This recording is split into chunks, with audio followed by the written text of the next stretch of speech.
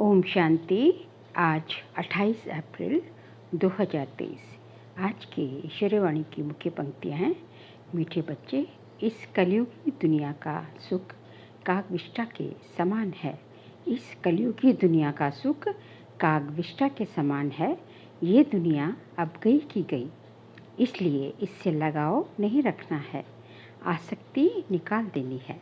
प्रश्न है, किन बच्चों की दिल इस पुरानी दुनिया से नहीं लग सकती है? उत्तर, जो आज्ञाकारी, वफादार, निश्चय बुद्धि बच्चे हैं, उनकी दिल इस पुरानी दुनिया से लग नहीं सकती, क्योंकि उनकी बुद्धि में रहता ये तो विनाश हुई की हुई। ये जादू का खेल है, माया का भपका है, इसका अब विनाश होना ही है।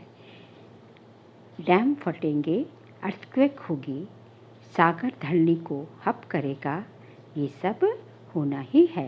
नथिंग न्यू, जो कल पहले हुआ वो सब होगा। स्वीट होम, स्वीट राजधानी याद है तो इस दुनिया से दिल नहीं लग सकती। गीत है, जिसका साथी है भगवान, उसको क्या रोकेगा आंधी और तूफान। ओम शांति। ये निश्चय के ऊपर गीत हैं।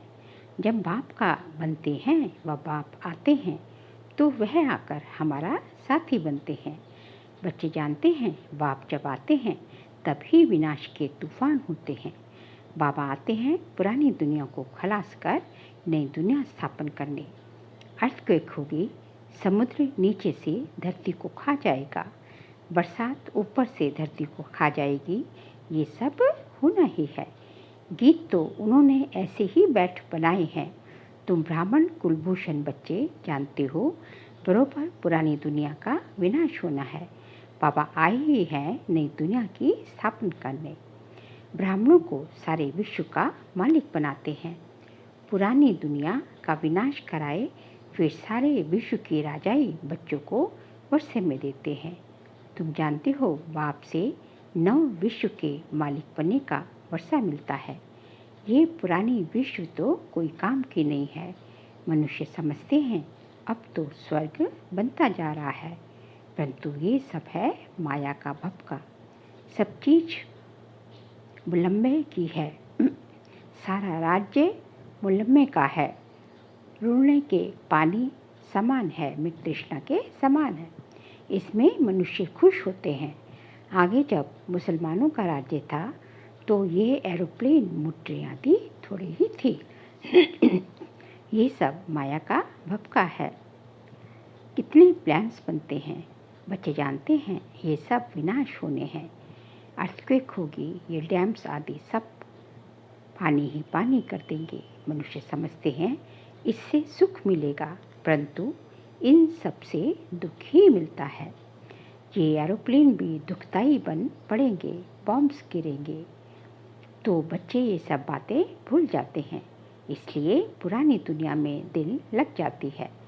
जो बाप के आज्ञाकारी, वफादार, पूरे मददगार बच्चे बनते हैं, पक्के निश्चय बुद्धि हैं, वे तो जानते हैं कि कुछ भी हो ये कोई नई बात नहीं है। नथिंग न्यू, ये तो अनेक बार पुरानी दुनिया का विनाश हुआ, सो अब होना है जरूर। वे समझते हैं बहुत नई नई चीज़ें बन रही है, स्वर्ग बन रहा है, और तुम बच्चे सिर्फ जानते हो कि ये तो जादू का खेल है। जैसे कोई पुरानी सोने को रंग रूप लगाकर चमकदार बना देते हैं, वैसे इस पुरानी दुनिया को भी रंग रूप देकर चमकदार बनाने के सब तरफ प्लान्स बनाते रहते हैं। उनको ये पता ही नहीं कि विनाश होना है। ये तो ब्राह्मण ही जानते हैं, भगवा बाबा के बच्चे ही जानते हैं कि ये पुरानी दुनिया विनाश होनी है। आगे बाबा ने कहा, मनुष्य तो कह देते हैं कि ये पुरानी दुनिया विनाश होगी, फिर नई दुनिया भगवान आकर स्थापन करेंगे। पहले ब्रह्मा को रचेंगे, फिर उनसे मनुष्य सृष्टि पैदा होगी। सो तो पता नहीं कब होगा। ये सिर्फ तुम बच्चों को बाप बैठ समझाते हैं। भगवान की है श्रीमत। अब श्रीमत जब कहा जाता है तो जरूर समझना चाहिए कि ये तो ऊंच भगवान की ही मत है। श्रीमत ब्रह्मा की व विष्णु की नहीं कहते हैं। भगवान आकर ब्रह्मा तन से श्रीमत कैसे देते हैं ये मनुष्य नहीं जानते। वह समझते नहीं कि ब्रह्मा फिर नीचे कैसे आता है। वह तो है सूक्ष्म वतनवासी। तो इन सब बातों को ना जानने के कारण श्री कृष्ण का नाम दे दिया है। ऐसे भी नहीं हो सकता कि श्री कृष्ण का कोई साधारण रूप है जिसमें परमात्मा प्रवेश करते हैं। ये बातें कोई नहीं जानते। बाबा कहते हैं हमारे भी बहुत गुरु किए हुए थे। ब्रह्मा बाबा कह रहे हैं ये कि हमने भी बहुत गुरु किए थे, परंतु कुछ पता नहीं था। भूले हुए थे कि श्रीमत किसकी है। श्रेष्ठ श्रेष्ठ तो है निराकार, उनकी ही श्रीमत है। शिवाय नमः कहते हैं ना, उनकी महिमा अपरंपार है। इन बातों को तुम बच्चे ही जानते हो। ये सब बातें किसको बुद्धि में बिठाने में कितनी मेहनत लगती है। अब भक्तों को भगवान की मत चाहिए, ये तो ड्रामा में नूंद है। गीता के भगवान ने आकर भक्तों को मत दी है, तो भक्तों का उद्धार कैसे हो। भक्त फिर कह देते हैं भगवान सर्वव्यापी है, भक्त ही भगवान है। तो बताओ उन्हों का क्या हाल होगा। अब बाप बैठ समझाते हैं कि भगवान एक है, वह आते ही हैं भक्तों की रक्षा करेंगे, रक्षा करने। इस समय मनुष्य सब रावण की शोक वाटिका में है। कोई भी मनुष्य साधु संत आदि रक्षा नहीं कर सकते। भक्तों की रक्षा भगवान को करनी है। मनुष्य ये नहीं जानते कि हम पतित दुनिया नरक में निवास कर रहे हैं। पावन दुनिया स्वर्ग को कहा जाता है। ये बातें समझेंगे, फिर भी कोटों में कोई ही समझेंगे। कल पहले वाले सिखलते बच्चे ही यहाँ आएंगे। कल्प कल्प तुम सिखलते बनते हो, फिर कोई तो पूरा बनते, कोई को तो माया कच्चा ही खा लेती है। पाप को यातना करने से झट विकार आ जाते हैं। पहला पहला विकार देह अहंकार आया, तो फिर औरों की भी चेष्टा होगी। इसलिए बाबा कहते हैं देही अभिमानी अर्थात आत्म अभिमानी बनो, क्योंकि सबको वापस जाना है परम धाम जहाँ से आए थे। यहाँ तो दुख ही दुख है। कलयुगी दुनिया का सुख काग विष्ठा के समान है, अल्पकाल का है। ये तो सन्यासी भी कहते हैं और तुम भी समझते हो। नरक और स्वर्ग को तुम बच्चे जानते हो। नरक में तो कोई सुख नहीं। नरक में कोई से भी लगाव रखना अपना पद भ्रष्ट करना है। कोई भी चीज में आसक्ति नहीं रखनी है। समझाना चाहिए ये तो पुरानी दुनिया खत्म होने वाली है। ये दुनिया कोई काम की नहीं रही। पहले पहले देह अभिमान आने से उनके साथ दिल लगती है। देही अभिमानी अर्थात आत्म अभिमानी फिर इस पुरानी दुनिया से जैसे कि पुराम होते जाते हैं। वह होता है हद का वैराग्य, ये है बेहद का वैराग्य। वह होता है हद का वैराग्य, ये है बेहद का वैराग्य। हम इस पुरानी दुनिया को भूलते हैं। ये बिल्कुल ही दुख देने वाली है। ये आजकल की दुनिया, नई दुनिया तो दुख देने वाली है। इनसे बाकी थोड़ा सा काम लेना है। ये गई की गई, बाकी 2 घड़ी के हम मेहमान हैं। तो ब्राह्मण ही कहते हैं हम पुरानी दुनिया में 2 घड़ी के मेहमान हैं। हम अपने स्वीट होम स्वीट राजधानी में आकर सुख भोगेंगे। अब हमको जाना है। ये पुरानी दुनिया कब्रिस्तान होनी है, इसलिए देह सहित सब कुछ भूल जाना है। ये शरीर पुरानी जुत्ती है, इसको अब छोड़ना है। योग में रहना है। योग में रहने से आयु बढ़ेगी तो हम बाप से वर्षा लेंगे। देह अभिमानी की आयु बढ़ नहीं सकती। उनका देह से, अपने शरीर से प्यार हो जाता है। कोई का शरीर अच्छा है, कोई का शरीर अच्छा तो देह से प्यार होता है। अच्छी रीति मलते रहेंगे जैसे बर्तन मले जाते हैं। जितना तुम योग में रहेंगे उतना आत्मा प्योर होती जाएगी, फिर लायक बनेंगे नया बर्तन लेने के। हम शरीर को भल कितना भी साबुन, वैसलीन, पाउडर आदि लगाए, फिर भी पुराना शरीर है ना। पुराने मकान को कितना भी मरम्मत करो तो भी जैसे खंडर है, तो ये शरीर भी ऐसे है। अपने से ऐसी बातें करेंगे तो बाप और वर्षे से दिल लगेगी। और कोई चीज़ से दिल नहीं लगानी है। मैं आत्मा हूँ, बाप के पास जाने वाली हूँ। बाप को याद करने से फ़ायदा होता रहता है, आयु बढ़ती रहती है। आत्मा समझती है मैं योग बल से प्योर होती जाती हूँ। ये मेरा शरीर कोई काम का नहीं। भले सन्यासी पवित्र रहते हैं, परंतु शरीर तो फिर भी पतित है ना। यहाँ कोई का भी शरीर शुद्ध नहीं हो सकता। वहाँ शरीर विष से नहीं बनता। कहाँ? सत्युगता में विष से नहीं बनता। ये बातें तुम बच्चे ही जानते हो। अगर स्वर्ग में भी विकारों से ही पैदाइश होती तो फिर उनको निर्विकारी क्यों कहते? तो आत्मा और शरीर वहाँ दोनों पवित्र होते हैं। कहाँ? स्वर्ग में। आदि बाबा ने कहा, तुम जानते हो इस समय 5 तत्व भी आयरन एसिड हैं, तो शरीर भी ऐसे मिलते हैं। बीमारी आदि हो जाती है, वहाँ कभी शरीर बीमार हो ना सके। सत्युग में कभी बीमार ना हो सके, नई दुनिया में। ये सब समझने की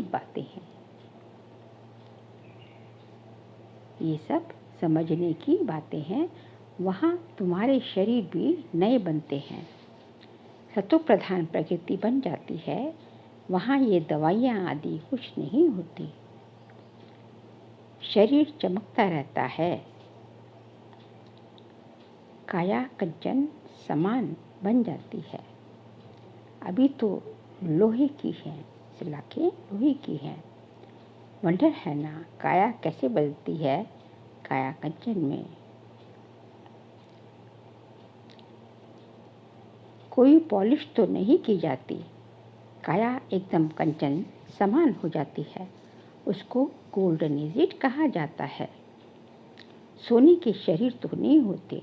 लक्ष्मी नारायण को पारसनाथ सतो प्रधान कहते हैं। उनके शरीर देखो कितने सतो प्रधान हैं, उनकी कितनी महिमा है। अभी तो ये 5 तत्व भी तमो प्रधान हैं। विष से शरीर पैदा होते हैं, वहाँ है योग बल की बात। स्वर्ग में जरूर वाइसलेस बच्चे होंगे। काम महाशत्रु वहाँ होता नहीं। बाबा कहते ही हैं, ये काम तुमको आदि मध्य अंत बहुत दुख देने वाला है। उनको भी कहा ही जाता है संपूर्ण निर्विकारी दुनिया, और यहाँ की उसको संपूर्ण विकारी दुनिया। हर एक के अंदर ये 5 भूत हैं। 5 भूतों पर विजय तब पाए जब सर्वशक्तिवान बाप से योग लगाए। 5 भूतों पर विजय तब पाए जब सर्वशक्तिमान से योग लगाए। जिस योग पर से तुम विश्व के मालिक बनते हो, तो तुम हो इनकॉग्निटो शिव शक्ति सेना, गुप्त वॉरियर्स, गुप्त शिव शक्ति सेना। गुप्त हो तुम। सेना शिव बाबा से योग लगाकर शक्ति ले रही है। वह सर्वशक्तिमान बाप है, स्वर्ग की राजधानी स्थापन करने वाला गॉडफादर। तुम स्वर्ग के लायक वह आते ही हैं तुमको स्वर्ग का मालिक बनाने। अभी तुम स्वर्ग के लायक नहीं हो। मैं कल्प कल्प आकर तुम बच्चों को स्वर्ग की राजधानी मैं कल्प कल्प आकर तुम बच्चों को स्वर्ग की राजधानी में राज्य करने के लायक बनाता हूँ। अभी तुम नर्क में हो। मनुष्य कहते भी हैं फलाना मरा स्वर्गवासी हुआ। बिल्कुल समझते नहीं कि हम नर्क में हैं। स्वर्ग का वास्तव में कोई को पता ही नहीं। कहते हैं जिनके पास धन दौलत अभी बहुत है उनके लिए यहाँ ही स्वर्ग है। अरे इतनी बीमारियाँ आदि लगी पड़ी हैं, इनको स्वर्ग कैसे कहेंगे? स्वर्ग तो सत्य को कहा जाता है। कलयुग में थोड़ी ही स्वर्ग है, आपने समझाया है। ये है विकारी दुनिया, ये है विकारी दुनिया। हर एक नारी द्रौपदी पार्वती है, ये है विकारी दुनिया। हर एक नारी को अमर कथा अमरनाथ सुनाते हैं। हर एक द्रौपदी नग्न होने से बच जाए, ये बातें बेहद का बाप बैठ समझाते हैं। वह है ही वाइसलेस वर्ड, संपूर्ण निर्विकारी दुनिया। बिल्कुल विकार नहीं। आत्मा आकर अंदर आकर प्रवेश करती है तो उस समय गर्भ में बिल्कुल प्योर रहती है। आत्मा भी प्योर होती, इसलिए उनको गर्भ में भी कोई सजा नहीं भोगनी पड़ती। इसलिए उनको गर्भ में कोई सजा नहीं भोगनी पड़ती। यहाँ तो सभी को सजा मिलती है। अच्छा, मीठे मीठे सिखलते बच्चों प्रति माता पिता बाप दादा का याद प्यार और गुड मॉर्निंग। रूहानी बाप की रूहानी बच्चों को नमस्ते। हम रूहानी बच्चों की रूहानी बाप दादा को नमस्ते नमस्ते नमस्ते। सार्कल पॉइंट से इस दुनिया में स्वयं को मेहमान समझना है। देही अभिमानी बन पुरानी दुनिया और पुरानी देह में उपराम रहना है। पुरानी दुनिया और पुरानी देह से उपराम रहना है। योग से आत्मा और शरीर दोनों को पावन बनाना है।